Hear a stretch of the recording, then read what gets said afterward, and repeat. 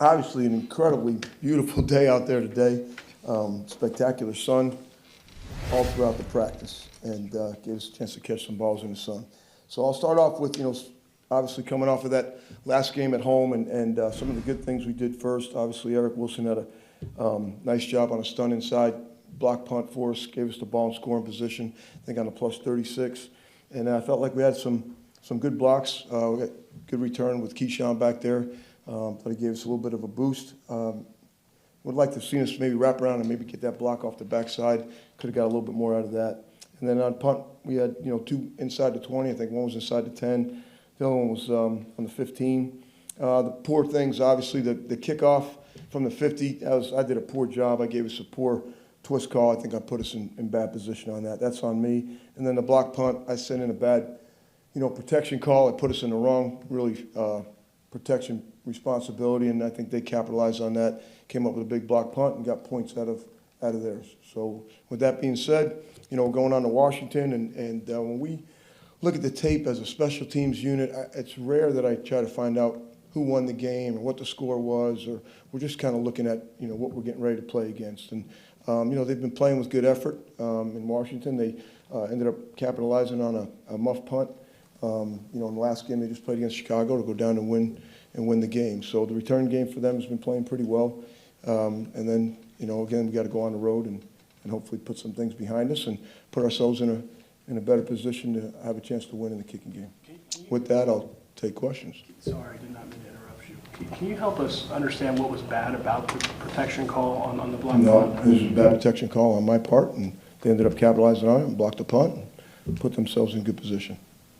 The block field goal also your fault, or is that something else? Yeah, I just think the snap was a little bit high. I think Coach alluded to that a little bit. It might have slowed Mason down just a little, and we gave up some push over there on the left side, and they just did a great job with their three big guys. And I actually was excited about the push pressure we had on our field goal rush team as well. We just didn't get our hand on one. So, Rich, when you have a game where bad things happen, right? I mean, we've seen a fair number of those around here.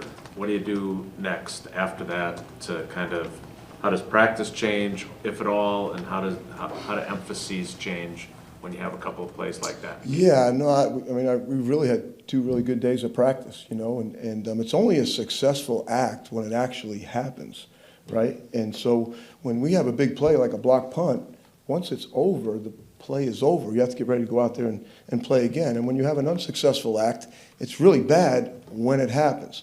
We have to figure out what we did and how are we going to respond to what we did and put ourselves in better position the next time.